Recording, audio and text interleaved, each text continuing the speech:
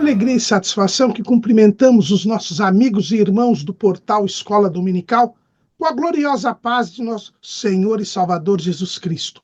Estamos dando início a mais uma pré-aula, esta ferramenta que o portal Escola Dominical disponibiliza no início da semana, para que os irmãos possam melhor preparar a sua aula da Escola Bíblica Dominical.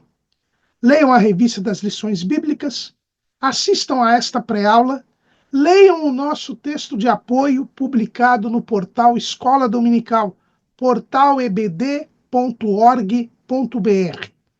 Nós não seguimos o texto da revista, porque a nossa proposta aqui é de apresentar subsídios complementares aos amados irmãos.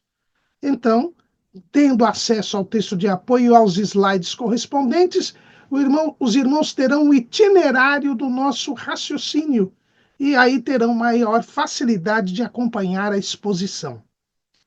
Durante a semana, o portal Escola Dominical também disponibiliza 5 ou 6 outros textos de apoio da faixa etária dos adultos do currículo da Escola Bíblica Dominical da Casa Publicadora das Assembleias de Deus. O portal Escola Dominical também disponibiliza textos de apoio, videoaulas e slides de todas as faixas etárias do currículo da Escola Dominical da Casa Publicadora das Assembleias de Deus e também de outros currículos da Escola Bíblica Dominical.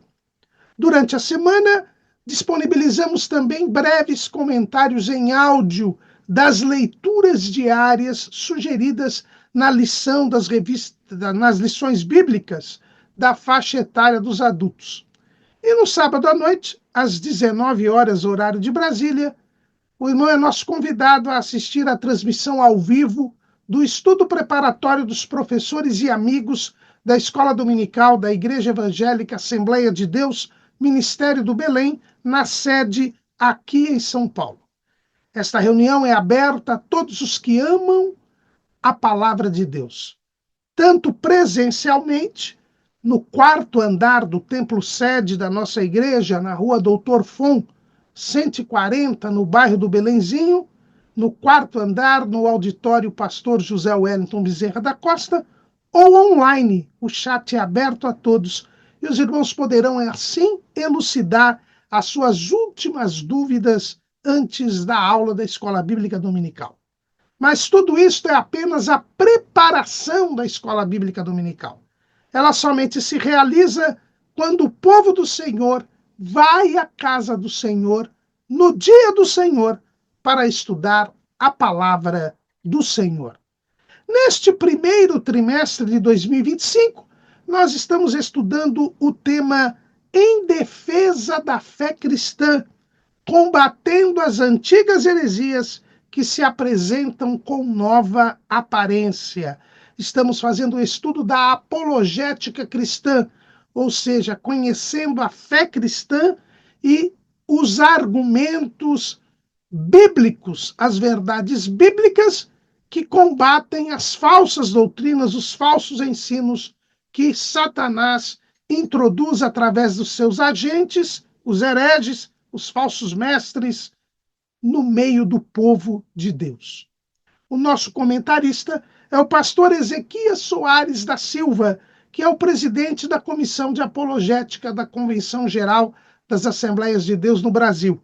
Ele também é o presidente das Assembleias de Deus em Jundiaí, no estado de São Paulo. E foi o presidente da comissão que redigiu a Declaração de Fé das Assembleias de Deus. Hoje estaremos já no segundo e último bloco do trimestre, estudando a lição de número 11. A salvação não é obra humana. Neste segundo bloco do trimestre, nós estamos estudando as verdades bíblicas a respeito de outras doutrinas bíblicas além da doutrina de Cristo. A fé cristã, ela se chama cristã porque a sua base é a pessoa de Jesus Cristo.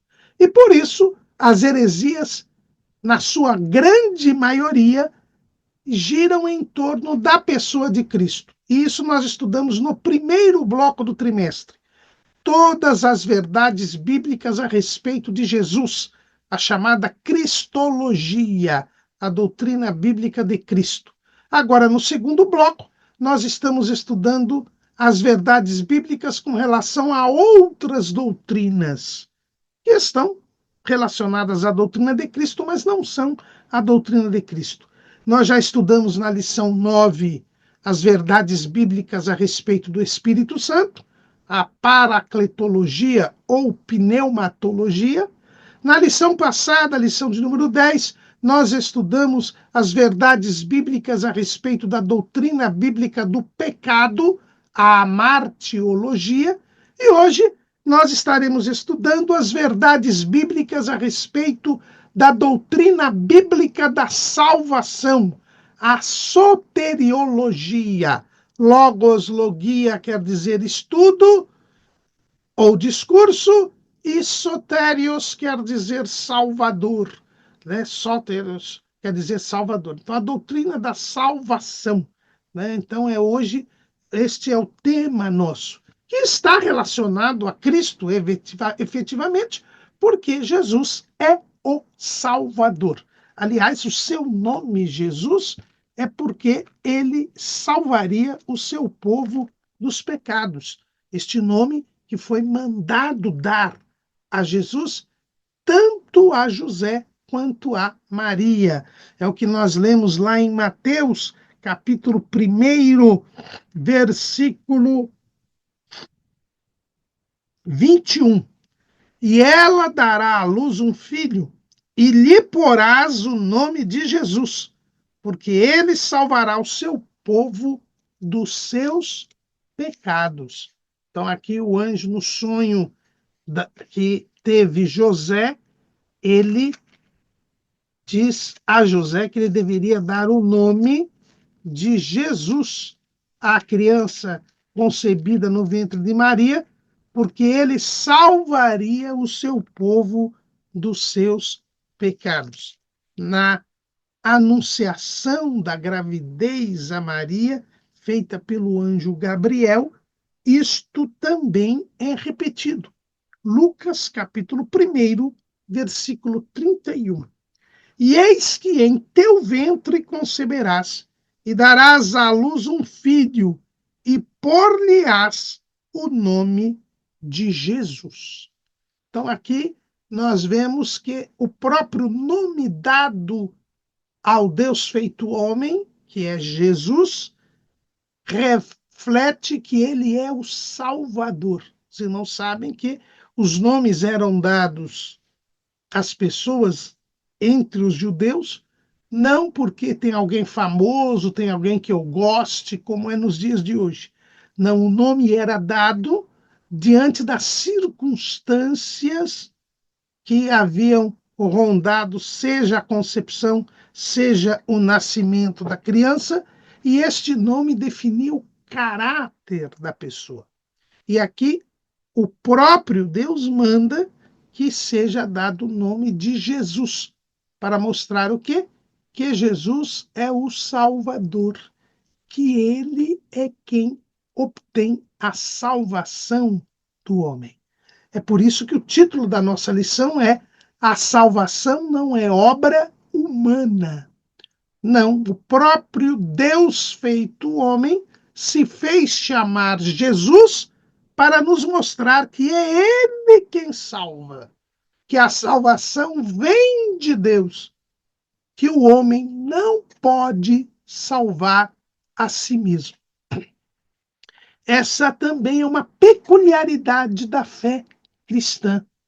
Todas as religiões falsas, elas dão ao homem o mérito de serem salvas. A salvação em todas as religiões do mundo depende do mérito humano, ou seja, o homem faz por merecer a salvação.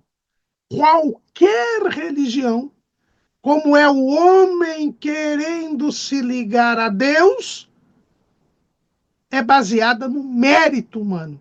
É o homem que consegue chegar até Deus e que irá conviver com Deus por causa do seu mérito, por causa do seu valor. Por isso que essas religiões todas são falsas, porque o homem não pode salvar a si mesmo. O homem pecou, como nós vimos na lição passada, perdeu a comunhão com Deus e não tem condições de voltar à comunhão com Deus. Por quê? Porque, em primeiro lugar, tendo a natureza pecaminosa, ele inevitavelmente peca. E o salário do pecado é a morte. O próprio Deus disse isso para o primeiro casal, primeiramente para Adão, né? Quando disse, olha, e ordenou o Senhor Deus ao homem, Gênesis 2:16, de toda árvore do jardim comerás livremente, mas da árvore da ciência do bem e do mal, dela não comerás, porque no dia em que dela comeres, certamente morrerás. Deus disse, a morte é certa, inevitável, quando há o pecado. O apóstolo Paulo repete isso lá em Romanos, capítulo 6, versículo 23. Porque o salário do pecado é a morte, mas o dom gratuito de Deus é a vida eterna por Cristo Jesus, nosso Senhor. Então a salvação é um dom de Deus, um dom gratuito de Deus. Mas o homem pecou e o salário do pecado é a morte. E o homem não pode, nos seus pecados, salvar-se a si mesmo. Não há como ele passar da morte para a vida com as suas próprias forças, com o seu próprio esforço. Isto é impossível. E o próprio Deus, no dia da queda, ele mostrou esta impossibilidade. Lá em Gênesis, no capítulo 3, no versículo 15. E porém, inimizade entre ti e a mulher, e entre a tua semente e a sua semente. Esta te ferirá a cabeça, e tu lhe ferirás o calcanhar. Deus se dirigia ao diabo. E por que Deus se dirigia ao diabo? Porque no momento em que o homem pecou, no momento em que o homem morreu espiritualmente, ele passou a ser escravo do pecado. E ao ser escravo do pecado, ele passou a pertencer ao mundo, este sistema dirigido pelo diabo. E ao pertencer ao mundo, ele ficou sob o império da morte. E este império da morte é o império do diabo. Hebreus, capítulo 2, versículo 14.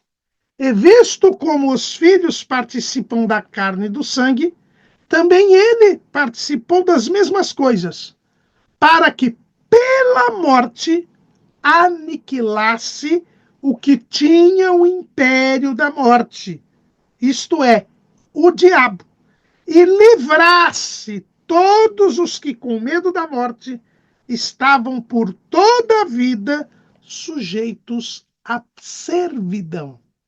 Quando o homem peca, ele se torna escravo do pecado. E esta escravidão o coloca sob o tacão do diabo. O diabo passa a ter um império sobre ele, o domínio sobre ele. Por quê? Porque o pecado escraviza o homem. E quem é pecador desde o princípio? O diabo. É o que Jesus diz lá em João, capítulo 8, versículo 44. Vós tendes por pai ao diabo, e quereis satisfazer os desejos de vosso pai.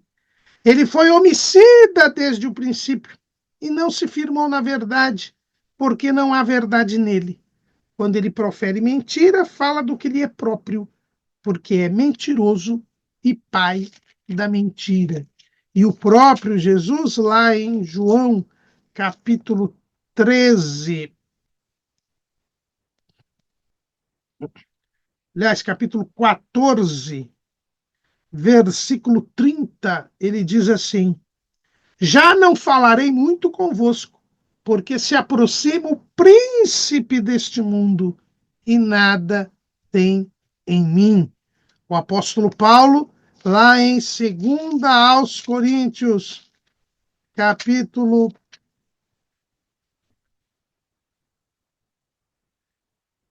4, versículo 4, nos quais o Deus deste século cegou os entendimentos dos incrédulos, para que não lhes resplandeça a luz do evangelho da glória de Cristo, que é a imagem de Deus. Então o diabo ele adquire domínio sobre o ser humano neste sistema maligno chamado mundo. Por isso que João diz que o mundo está no maligno, né? 1 de João, capítulo 5, versículo 19. Sabemos que somos de Deus e que todo o mundo está no maligno. Por causa da escravidão do pecado, durante toda a nossa vida terrena, como nós lemos aqui o escritor aos Hebreus dizendo, nós ficamos sujeitos à servidão. Nós passamos a satisfazer os desejos do diabo. Estamos sob o domínio e o poder do diabo. É o que diz o apóstolo Paulo, né, em texto transcrito por Lucas. Aliás, é o que diz Jesus para Paulo, como nos relata Lucas em Atos dos Apóstolos, capítulo 26, versículo 18. Para lhes abrires os olhos e das trevas os converteres à luz e do poder de Satanás a Deus. Então, nós estamos sob o poder de Satanás. E aqui nós temos que deixar bem claro isso, né? Há alguns aí que andam ensinando uma doutrina estranha. Andam dizendo, primeiro, que o diabo é o dono do mundo. Todo mundo está nas mãos dele. Mundo, no caso, seria a terra, a natureza, a, a humanidade, enfim, todas as coisas seriam do diabo por causa do pecado, né? Isso não é verdadeiro. A Bíblia diz no Salmo 24, versículo 1, do Senhor é a terra e a sua plenitude, o mundo e aqueles que nele habitam. Tudo é de Deus. O universo, a humanidade, o diabo, tudo é de Deus. Agora, o diabo, por causa do pecado, o diabo tem domínio sobre o homem. Ele é o príncipe deste mundo. Ele é o Deus deste século. Século aqui é o mundo. O mundo é um sistema dirigido pelo diabo e o homem, no pecado, está escravizado e é filho do diabo. Ele está sob o domínio do diabo. Por isso que o homem precisa ser liberto, precisa ser salvo, porque o pecado, ele o colocou sob o domínio do diabo. Então, o diabo domina sobre os pecadores, o diabo escraviza os pecadores, mas tudo é de Deus. E, em segundo lugar, nós temos também, como consequência desta falsa ideia de que o diabo domina tudo, passou a ser o senhor do mundo, não. Todas as coisas são de Deus, Deus não perdeu o controle de nada com o pecado, mas o homem está sujeito à servidão de Satanás. Também dizem que o diabo tem legalidade. O diabo não tem nenhuma legalidade. este domínio que o diabo tem sobre o homem não é legal, não é justo. Não, isto é uma ilegalidade. Isto é algo injusto, tanto que isto será devidamente eliminado. Primeiro, Deus prenderá o diabo por 1000. Primeiro, Deus, quando o diabo pecou, foi expulso do céu. Agora está nos lugares celestiais. De lá será precipitado, quando do arrebatamento da igreja, para a terra. Ao final da grande tribulação, será preso no abismo. Depois será solto por um pouco de tempo e, finalmente, sua pena, pois ele é um condenado, ele será lançado no lago de fogo e enxofre, que foi preparado para ele e os seus anjos, e para onde irão todos aqueles que rejeitarem a salvação na pessoa de Jesus Cristo. Então, o diabo é um ilegal, não tem nada de legalidade. Não use essa expressão com relação ao diabo. O diabo é um condenado, é um fora da lei, é um ilegal, é um bandido que ainda não foi executado. Quando a gente fala em legalidade com relação ao diabo, é como se nós disséssemos que, por exemplo, os traficantes que hoje têm domínio territorial sobre algumas pessoas, né, em algumas favelas ou complexos de favelas, lá eles mandam e desmandam, as pessoas estão sob o domínio deles, mas nem por isso nós vamos dizer que há uma legalidade. Não há. Isso é uma situação ilegal. Às vezes até com a cooperação de órgãos públicos que permitem e facilitam essa situação. Mas ao permitirem e facilitarem essa situação, estão agindo contra a lei, contra a moral.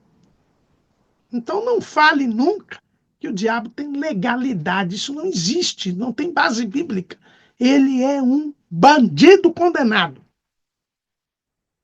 que ainda não teve a sua pena executada por permissão divina. Então, irmãos, tomemos isso como precaução, mas saibamos que isto é a demonstração de que o homem não tem condição de se salvar.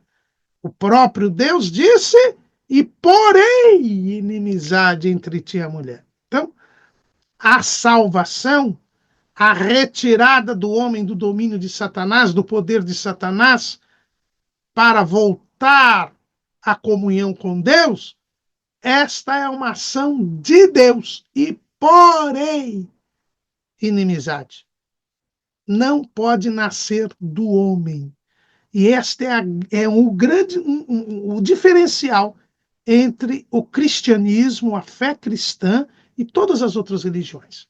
Todas as outras religiões dão ao homem um mérito, dão ao homem um valor. Dizem que o homem pode, por seu esforço, voltar a ter comunhão com Deus. E isto não é verdade. A gente pode até voltar ali para a mitologia grega, né? Na mitologia grega, nós tínhamos a figura dos heróis. Os heróis. Os heróis eram aqueles que, pela sua valentia, pela sua bravura, pelas suas qualidades, eles venciam as adversidades e, por causa disso, se tornavam deuses ou semideuses. Vejamos, por exemplo, a figura mais emblemática deste heroísmo da mitologia grega, que é Hércules. Hércules executou 12 trabalhos e, ao terminar estes trabalhos, sendo vitorioso, vencendo até alguns deuses, ele foi premiado com transformando-se num semideus. Que é um semideus? É um homem que passa a ser imortal e passa a conviver com os deuses. Quer dizer, ele não era um deus, mas é um homem que virou Deus. Então, as religiões, elas dizem que os homens, pelos seus esforços, se tornam Deus. É o homem que vira Deus. Hoje nós temos esta ideia no movimento Nova Era. O movimento Nova Era defende que o homem vire um Deus, um espírito iluminado, que seria um semideus. Os irmãos veem como as ideias, elas, ao longo dos séculos, são as mesmas, embora só estejam com nova roupagem, com nova aparência, como diz o subtítulo do nosso trimestre. O movimento Nova Era aí retoma essa ideia lá da mitologia grega. Mas não é só o movimento Nova Era, nós temos até um movimento do divinismo, que diz que os homens são deuses. Aliás, gente anda pregando isso entre nós, dizendo que os homens se tornarão deuses. Isto é uma mentira.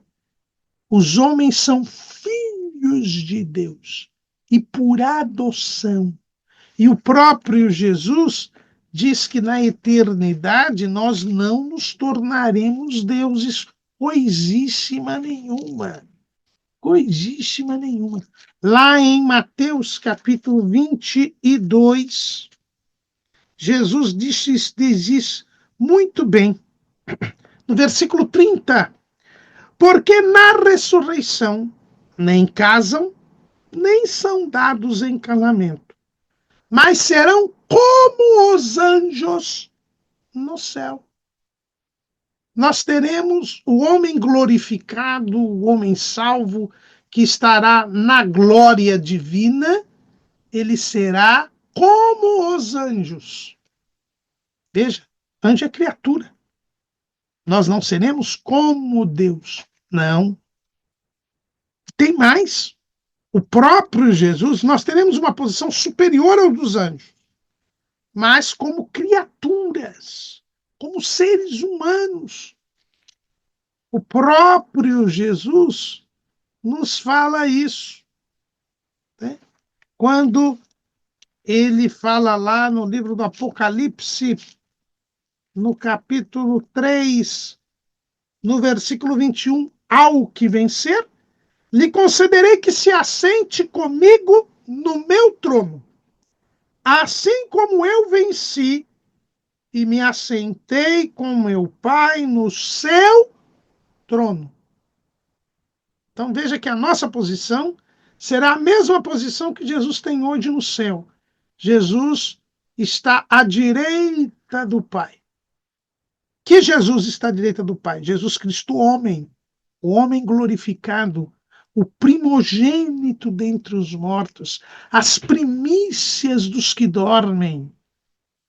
Jesus sobe ao céu e fica à direita do Pai. E nós estaremos à direita do Pai, no trono de Cristo, como criaturas.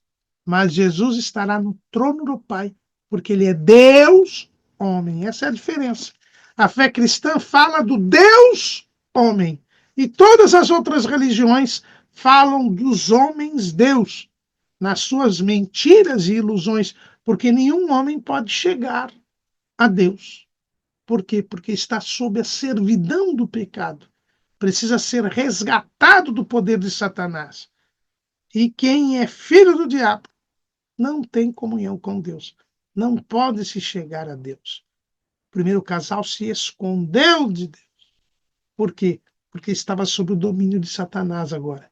Porque não, por isso foi expulso do jardim do Éden, por isso foi impedido de ter acesso à árvore da vida, porque está no estado de morte.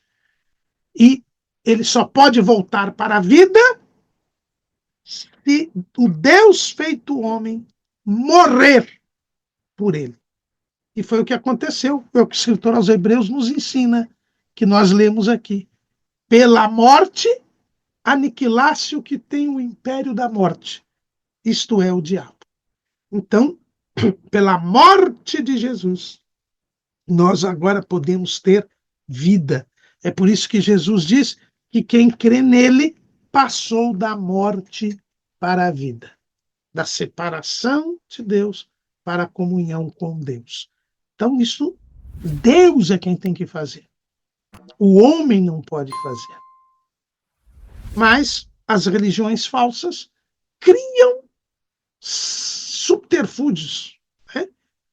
Mentem ao dizer que os homens podem alcançar a salvação, podem se tornar deuses, podem entrar na comunhão com Deus pelos seus próprios esforços, pelas suas próprias obras.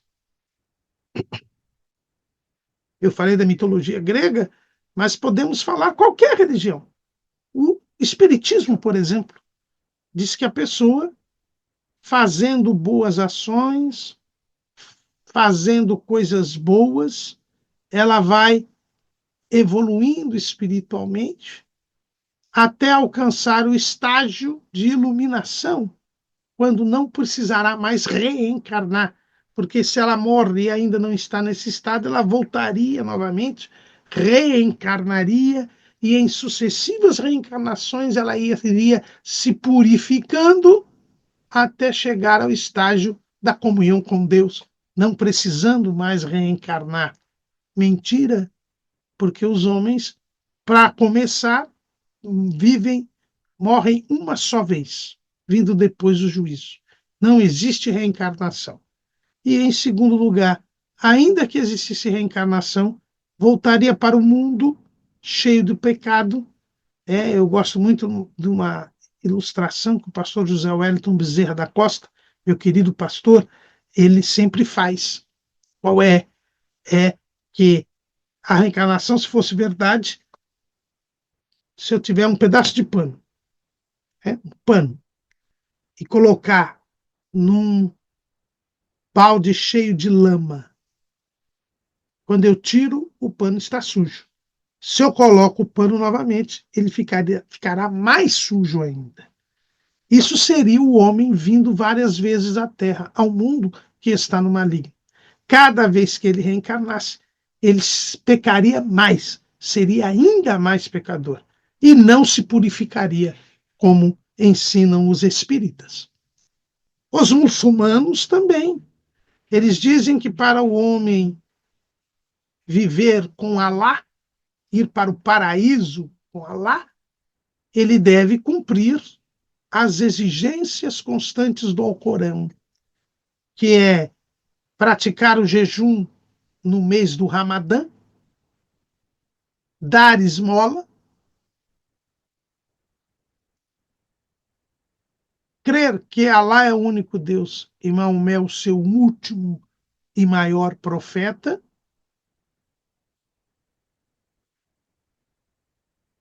orar 5 vezes ao dia, não é?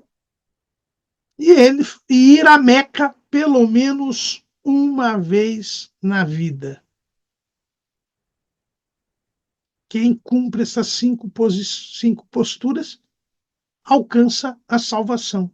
Ainda há alguns que dizem também que é a prática da jihad, da guerra santa.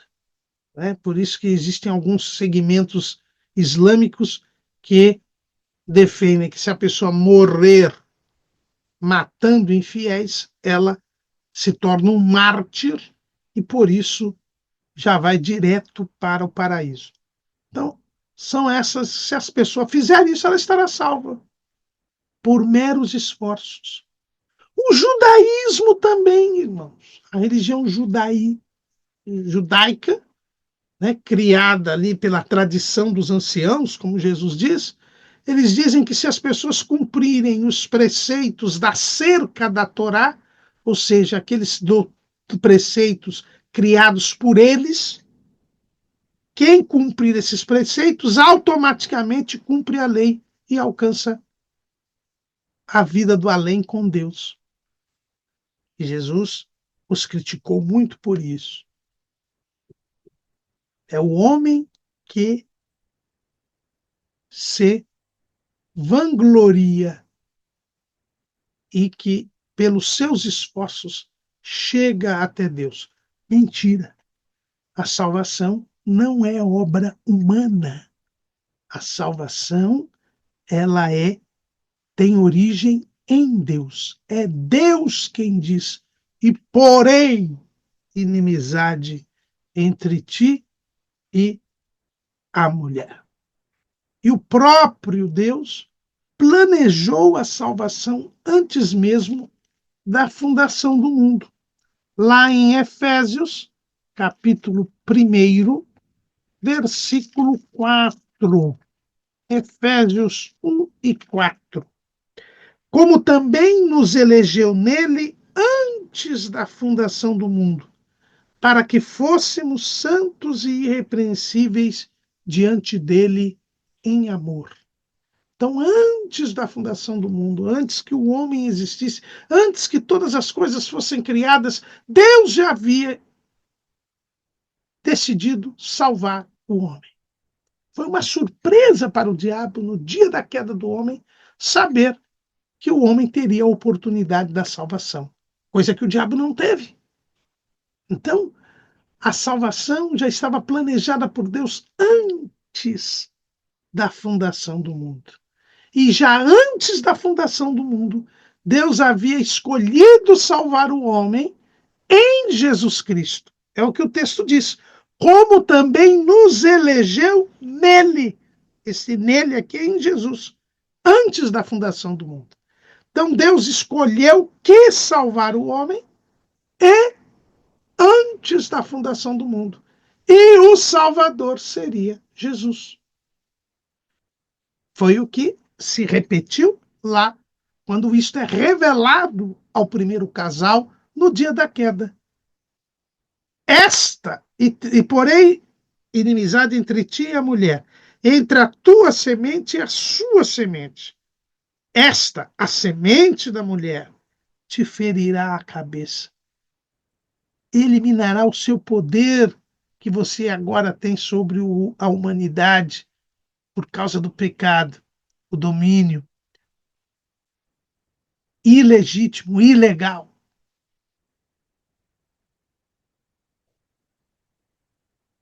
E tu lhe ferirás o calcanhar. Quer dizer, haveria derramamento de sangue, haveria um sacrifício para que houvesse a salvação.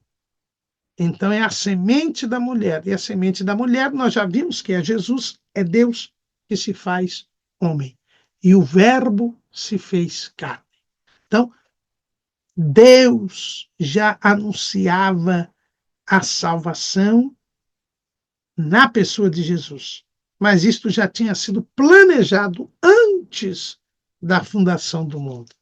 Apocalipse 13 e 8, nós também temos esta afirmação. E adoraram a todos os que habitam sobre a terra, esses cujos nomes não estão escritos no livro da vida do Cordeiro, que foi morto desde a fundação do mundo. Desde a fundação do mundo já estava determinado que Jesus se faria homem para morrer e nos dar a salvação. É por isso que foi-lhe dado o nome de Jesus. Então, aqui nós temos que, desde antes da fundação do mundo, a salvação já tinha sido planejada. Nós podemos dizer que a Bíblia Sagrada nada mais é que a revelação do plano da salvação. Né? A revelação e a execução do plano da salvação. O plano da salvação passou a ser executado no dia mesmo da queda.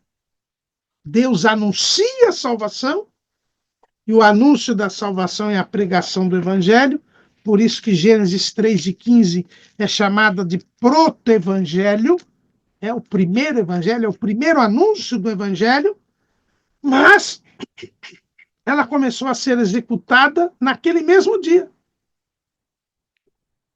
Como? Gênesis 3:22. Então disse o Senhor Deus: eis que o homem é como um de nós, sabendo o bem e o mal. Ora, Pois para que não estenda a sua mão e tome também da árvore da vida, e coma e vive eternamente, o Senhor, pois, o lançou fora do jardim do Éden para lavrar a terra de que fora tomado. A expulsão do homem no jardim do Éden é o começo da execução do plano da salvação. Deus impediu que o homem eternamente ficasse na perdição, eternamente ficasse na morte. Se ele continuasse no jardim do Éden, ele comeria todo dia da árvore da vida e nunca morreria e nunca se poderia ter a salvação. Que ele permaneceria para sempre no estado de perdição. Mas Deus o expulsa do jardim do Éden, dando-lhe a oportunidade de aceitar a salvação, crer a salvação, enquanto peregrinasse na terra. Foi o que aconteceu com Caim. Mesmo Caim tendo matado seu irmão, Deus lhe pôs um sinal para que ele pudesse se arrepender até a morte. Mas ele não se arrependeu e por isso se perdeu. Mas desde o dia da queda, Deus deu real oportunidade a todo ser humano para se arrepender e assim, crendo na semente da mulher, obter a salvação. No dia da queda, Deus já revelou que haveria um Salvador. No dia da queda, Deus já falou que esse Salvador, que era a semente da mulher, iria salvar o homem. É por isso que, mesmo antes de Jesus nascer, mesmo antes de Jesus se fazer homem, pessoas creram na promessa da salvação e alcançaram a salvação. O próprio Sete invocou o nome do Senhor. Lá em Gênesis 4:26, e a Sete mesmo também nasceu um filho e chamou o seu nome Enos. Então se começou a invocar o nome do Senhor. E Paulo, lá em Romanos, capítulo 10, versículo 13, porque todo aquele que invocar o nome do Senhor será salvo. O que é invocar o nome do Senhor? É clamar a Deus, reconhecendo o seu senhorio e pedir a Deus a salvação. Reconhecer que é Deus que salva o homem e que este Salvador é o escolhido por Deus, a semente da mulher que sabemos hoje ser Jesus de Nazaré. Então, quando nós invocamos o nome do Senhor, nós somos salvos. Isto não foi dito apenas pelo apóstolo Paulo, mas isso também foi dito pelo profeta Joel. Joel 2:32, e há de ser que todo aquele que invocar o nome do Senhor será salvo. Porque no Monte Sião e em Jerusalém haverá livramento, assim como o Senhor tem dito, e nos restantes que o Senhor chamar. Então, desde o início da história da humanidade, havia a promessa da salvação e as pessoas que creram nesta salvação foram salvos. Porque a salvação tem origem em Deus. Então, a salvação foi planejada por Deus antes da fundação do mundo. A salvação começou a ser executada no dia mesmo da queda, quando foi anunciada, revelada. Ela foi executada e ela foi e alcança seu ponto de ápice, de apogeu, o plano da salvação, na plenitude dos tempos, quando o Verbo se encarna. O que Paulo diz lá em Gálatas, capítulo 4, Gálatas, capítulo 4, versículo 4. Mas, vindo a plenitude dos tempos, Deus enviou seu filho, nascido de mulher, nascido sob a lei. Então, é o que Paulo também fala lá em Tito, capítulo 2, versículo 11. Porque a graça de Deus se há manifestado, trazendo salvação a todos os homens. Então, a salvação se manifesta quando Jesus vem ao mundo. Foi o que os anjos falaram aos pastores em Belém. Lucas, capítulo 2, versículo... Lucas, capítulo 2, versículo 10. E o anjo lhes disse: não temais, porque eis aqui vos trago novas de grande alegria, que será para todo o povo. Pois na cidade de Davi vos nasceu hoje o Salvador, que é Cristo o Senhor. E isto vos será por sinal: achareis o menino envolto em panos e deitado numa manjedoura. E no mesmo instante apareceu com um anjo uma multidão dos exércitos celestiais, louvando a Deus e dizendo: glória a Deus nas alturas, paz na terra, boa vontade para com os homens. Então Jesus encarna, nasce,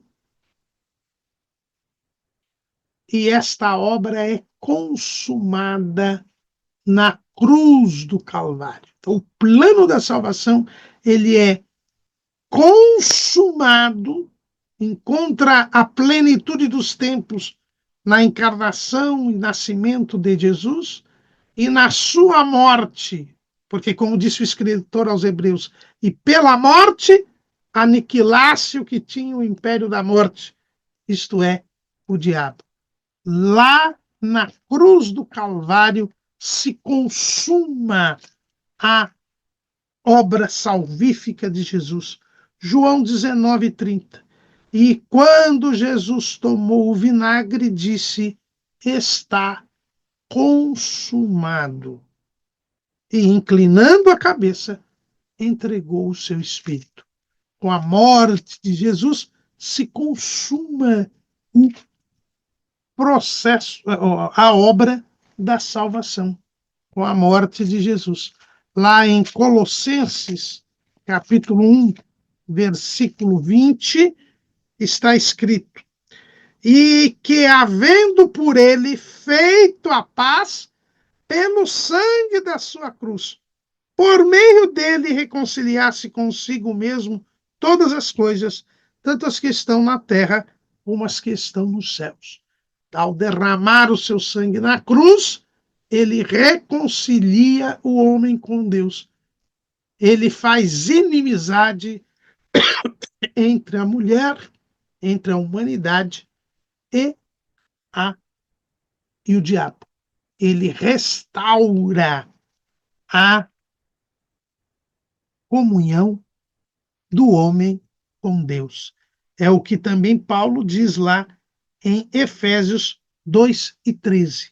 Mas agora, em Cristo Jesus, vós que antes estáveis longe, já pelo sangue de Cristo chegastes perto, porque ele é a nossa paz, o qual de ambos os povos fez um, e derribando a parede de separação que estava no meio, na sua carne desfez a inimizade, isto é, a lei dos mandamentos, que consiste em ordenâncias, para criar em si mesmo dos dois um novo homem. Então, como podemos ver, é no sangue, o sangue de Jesus derramado na cruz, é que paga o preço dos nossos pecados e tira o pecado do mundo. Foi o que João Batista falou, como nós lemos lá no Evangelho segundo escreveu João, capítulo 1, versículo 29. No dia seguinte, João viu a Jesus que vinha para ele e disse: eis o Cordeiro de Deus que tira o pecado do mundo. Ele tira o pecado, porque ele morre em nosso lugar. Pela morte, ele aniquila o que tinha o império da morte. Então, ele desfaz o poder de Satanás, porque ele satisfaz a justiça divina. Alguém que não tinha pecado se faz pecado por nós. Derrama o seu sangue, que é a vida. Ele dá a sua vida e aniquila a morte. Porque ao morrer por nós, ele satisfaz a justiça divina e agora os pecados são removidos. Quem crê em Jesus, os pecados são removidos e não há mais divisão entre Deus e o homem. O homem sai do poder de Satanás e vem para o poder de Deus. É o que Paulo fala lá em 2 Coríntios, capítulo 5, versículo 21.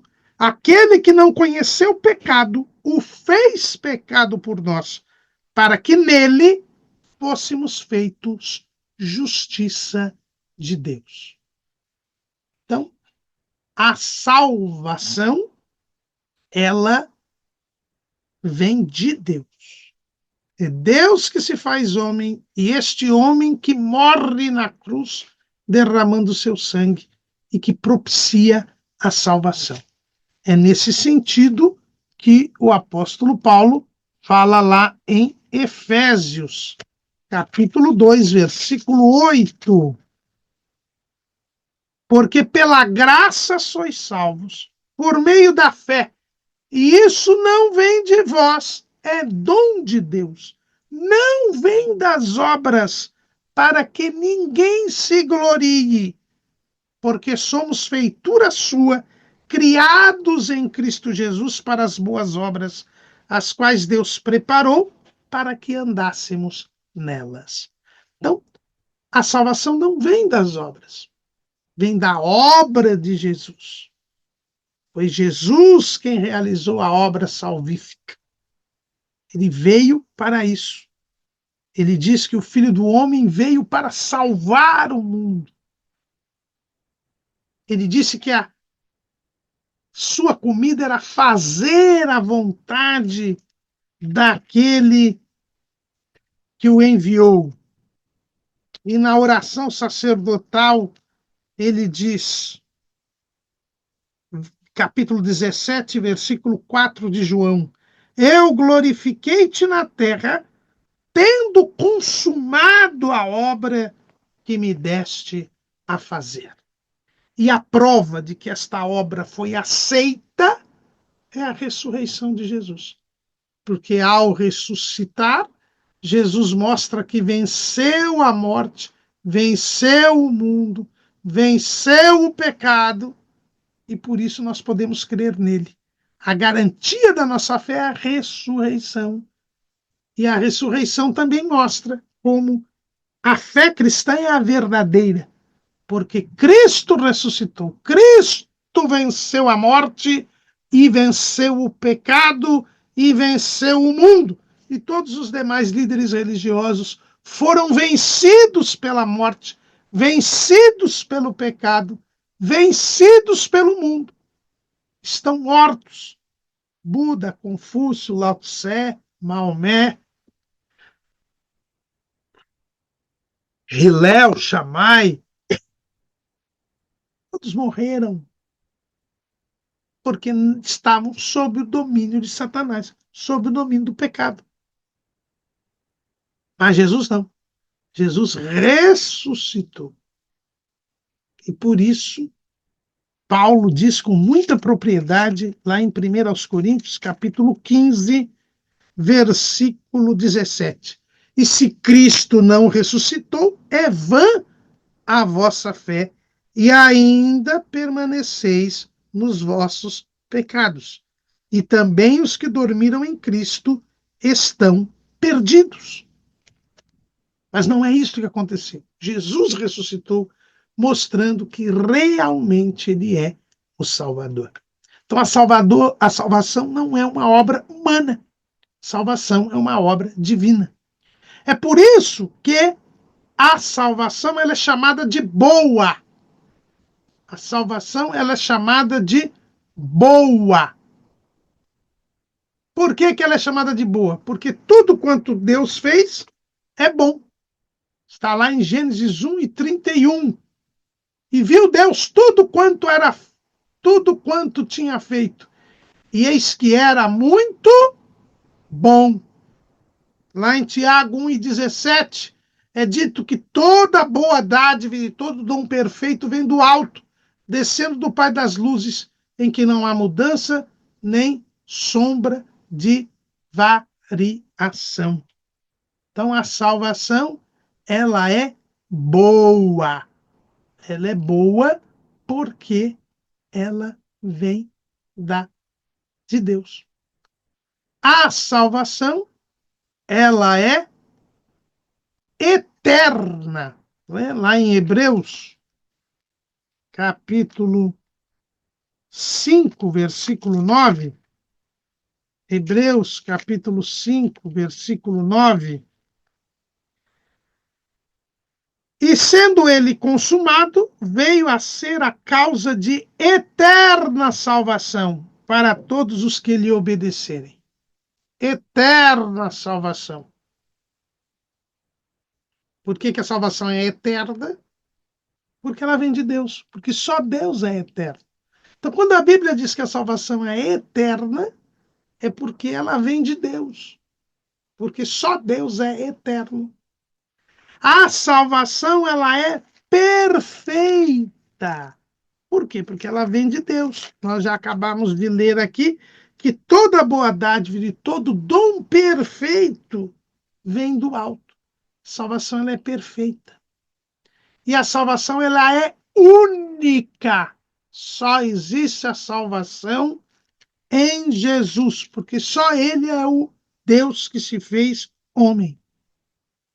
Atos 4:12. E em nenhum outro há salvação, porque também debaixo do céu nenhum outro nome há dado entre os homens pelo qual devamos ser salvos. Só Jesus poderia morrer por nós na cruz, só ele não tinha pecado, só ele ressuscitou. Por isso, salvação só em Jesus. Não tem sentido dizer que as pessoas podem ser salvas a não ser em Jesus. Mas e as pessoas que nunca ouviram falar em Jesus, que nunca. Nós já vimos que desde o primeiro casal Deus já tinha prometido a salvação. E os antropólogos, os sociólogos, eles têm, os missiólogos têm demonstrado. Nós temos aquele famoso livro de Don Richardson, O Fator Melquisedeque. Em todas as culturas, em todas as civilizações, em todas as sociedades, sempre há um elemento que leva os homens a terem noção de um Deus que fez todas as coisas e que quer a salvação e comunhão com os homens. Não há como se escapar desta verdade. O que há é o homem recusando esta verdade. Paulo, ele deixa isso bem claro na Epístola aos Romanos. Capítulo 1, versículo 19. Porquanto que de Deus se pode conhecer, nele se manifesta, porque Deus lhe manifestou, porque as suas coisas invisíveis, desde a criação do mundo, tanto o seu eterno poder como a sua divindade, se entendem e claramente se veem pelas coisas que estão criadas, para que eles fiquem inexcusáveis. A lei de Deus, a vontade de Deus, a ordem de Deus, o desejo de salvação de Deus, isso se revela a todos os homens pela criação,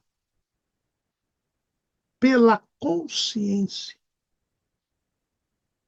pela lei de Moisés e por Israel,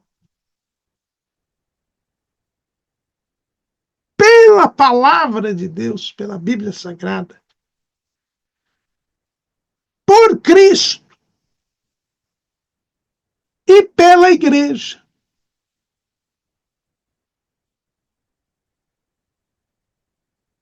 Estas são as famosas promulgações, né? Nós falamos as 7 promulgações da lei de Deus. A natureza, a consciência, a lei de Moisés, Jesus, as escrituras, o coração do salvo e as obras do salvo.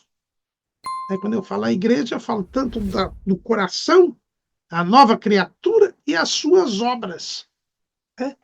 O testemunho da igreja. Isso tudo nos revela quem é Deus.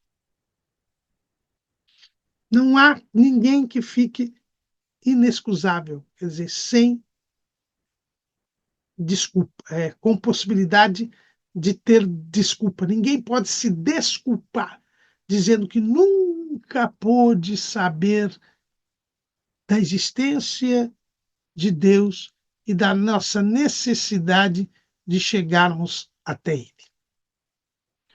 Como isso se dará, como se fará o julgamento.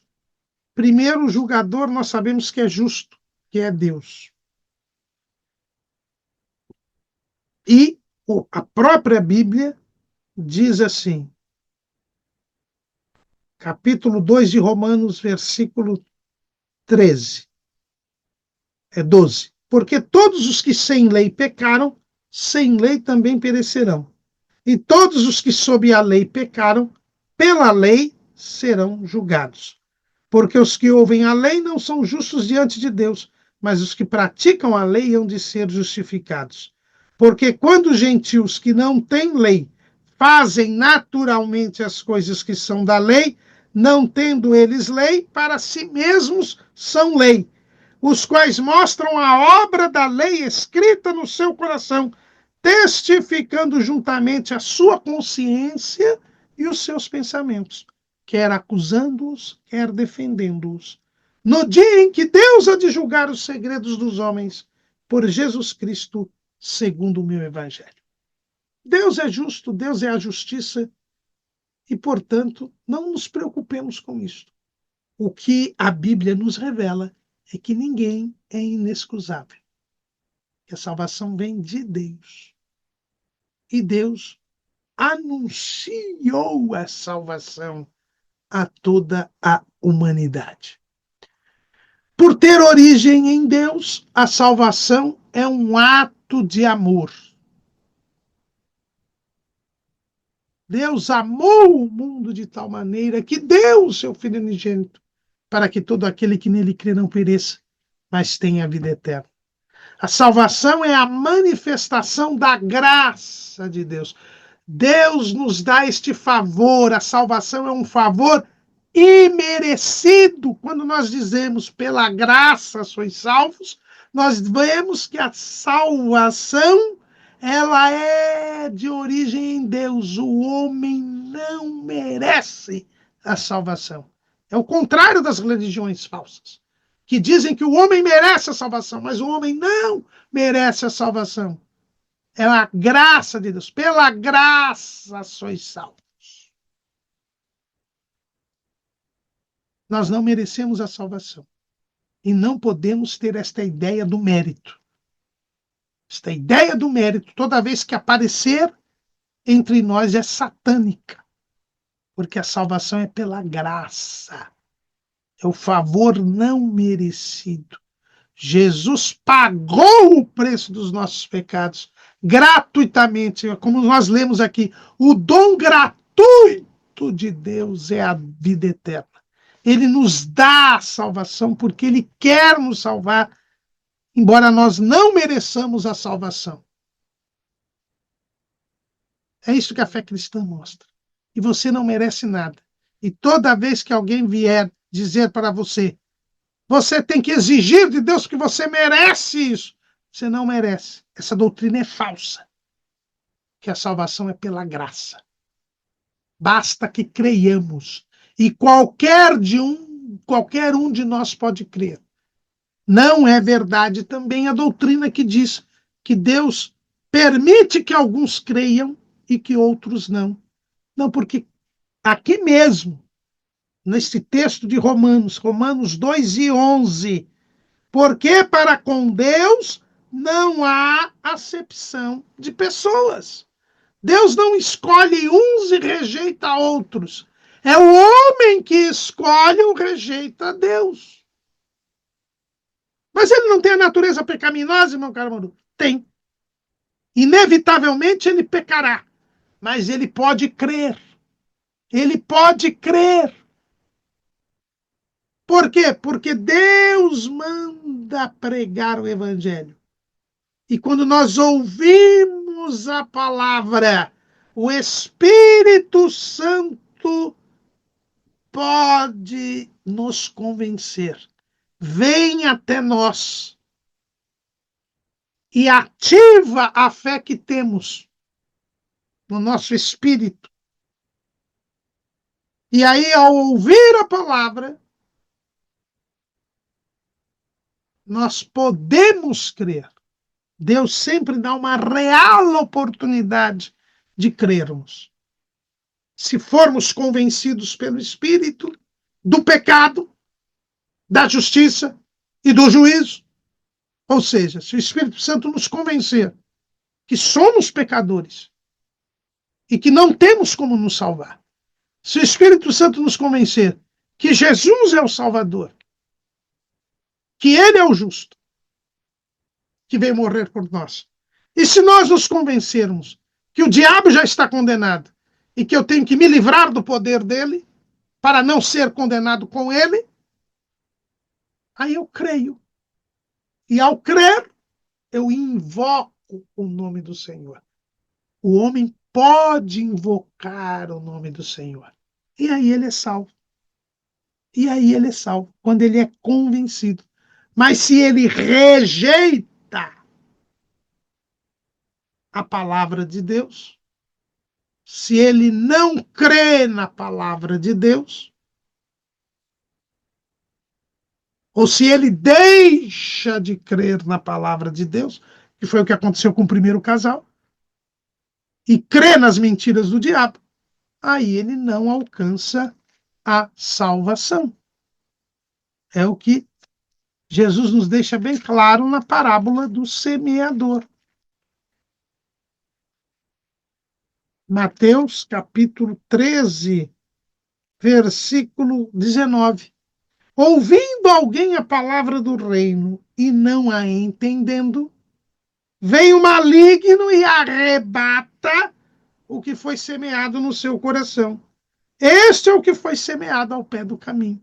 Veja que a palavra de Deus é a semente, ela é semeada no coração. Mas se a pessoa não entende, se a pessoa se recusa a glorificar a Deus, se a pessoa não aceita a palavra, porque a fé vem pelo ouvir e ouvir pela palavra de Deus, a palavra é semeada. Se ela é acolhida mediante o convencimento do Espírito Santo, aí a pessoa se salva. Mas se ela não é acolhida, o diabo vem e engana a pessoa, retira aquela palavra que foi semeada, ela não alcança a salvação. Mas porque foi previamente rejeitada por Deus? Não. Veja que a palavra é semeada, mas ela não é acolhida. Às vezes ela é acolhida, mas não é desenvolvida. É aquele que foi semeado nos pedregais. Aí quando chega a angústia, a perseguição, a pessoa deixa de crer e se perde. Por isso a salvação se perde, sim. Mas tem aqueles que a palavra é acolhida, é desenvolvida, mas é sufocada. Ela é acolhida, desenvolvida, mas ela é sufocada. Por quê? Porque num determinado... É aquele que foi semeado entre espinhos.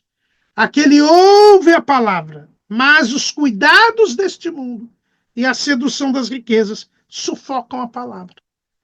Então a pessoa é iludida pelo diabo, porque o diabo, ao ver que aquela palavra foi acolhida, e apesar da angústia e das dificuldades, a pessoa continuando a servir a Deus, aí o diabo a engana, desviando a sua atenção para as coisas desta vida, fazendo com que a pessoa passe a querer as coisas deste mundo, é seduzida pelas riquezas, pela fama, pelos prazeres, e ela se desvia espiritualmente. Ela abandona a fé em Jesus, deixa de dar crédito à palavra, começa a voltar à prática do pecado. E aí a palavra é sufocada, a semente é sufocada e ela perde a salvação, ela morre espiritualmente. Mas tem aquele que é semeado em boa terra, ouve, compreende a palavra, e aí essa palavra é acolhida, esta palavra é desenvolvida, esta palavra é mantida e ela frutifica. Ela frutifica. E aí, então, pela graça sois salvos, e nós agora passamos a praticar boas obras, porque Deus nos preparou para que andássemos nelas. Então, a salvação, ela é a manifestação da graça de Deus. Ela está disponível a todos, porque Deus quer que todos os homens se salvem e venham ao conhecimento da verdade, como está escrito lá em 1 Timóteo 2 e 5, se não me falha a memória, né? O professor de escola dominical não pode viver da memória, tem que ver o texto. É 2 e 4, tá vendo? Estava errado.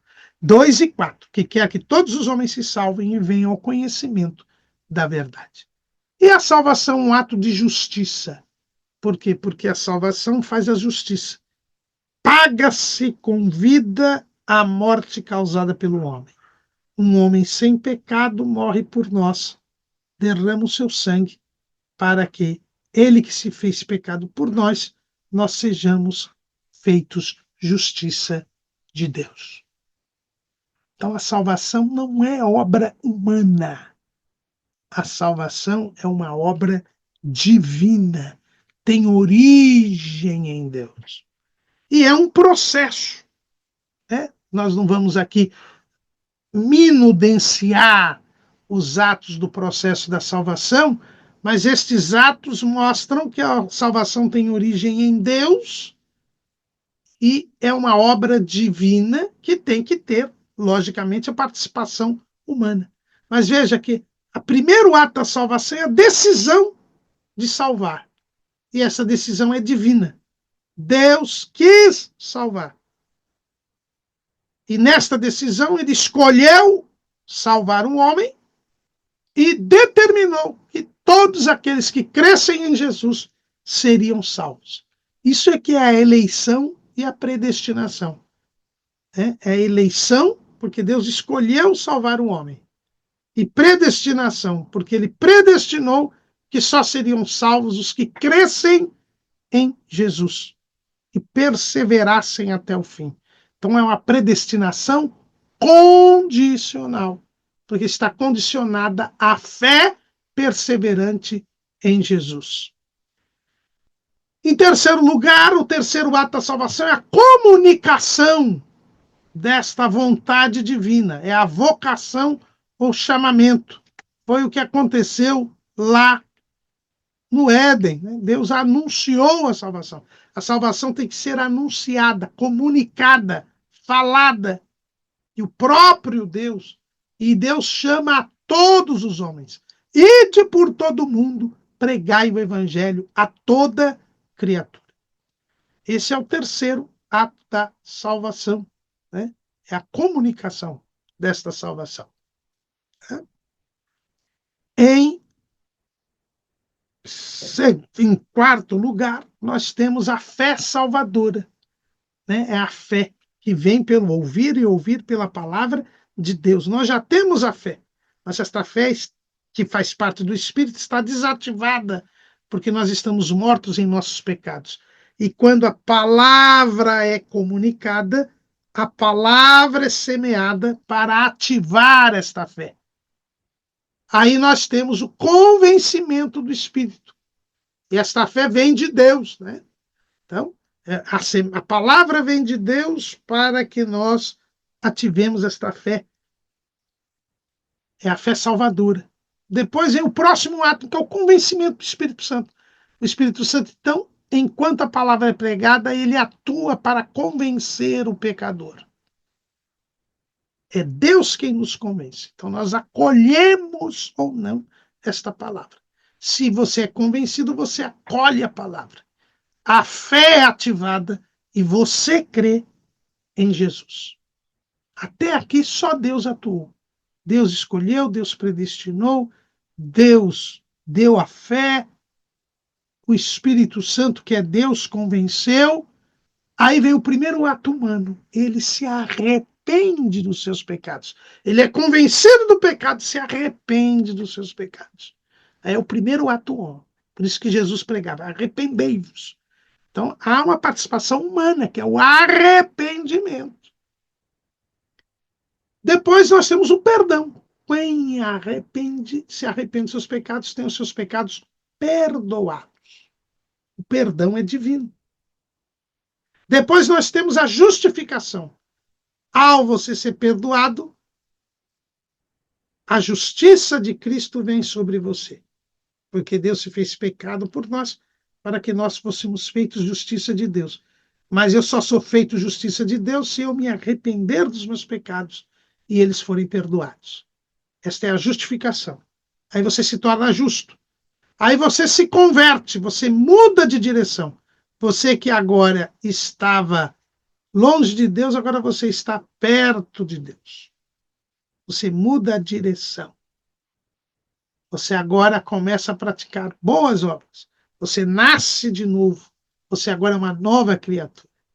Depois, você então nasce de novo, é a regeneração, o novo nascimento. Você muda o sentido da sua vida, você deixa de distanciar de Deus e agora vai a Deus, e agora que você invocou o nome do Senhor, e você agora nasceu de novo, é a regeneração. Ao nascer de novo, você agora é adotado como filho de Deus. Você deixa de ser filho do diabo para ser filho de Deus.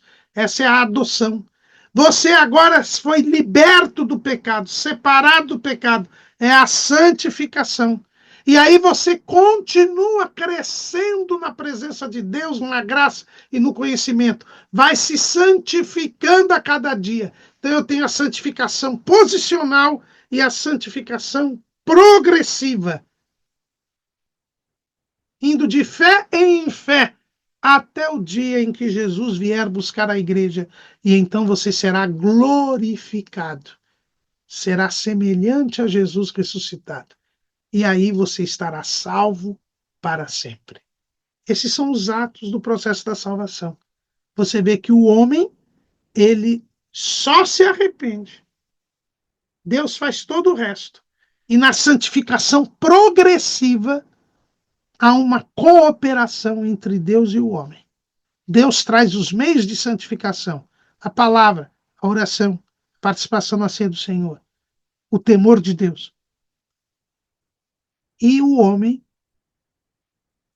se santifica. O homem ora, o homem medita na palavra, o homem teme a Deus, o homem é dirigido pelo Espírito Santo. Então, a salvação é divina. Basta o homem crer, se arrepender e se manter separado do pecado até o dia da volta de Cristo.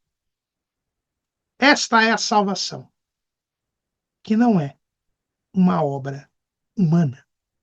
Amém?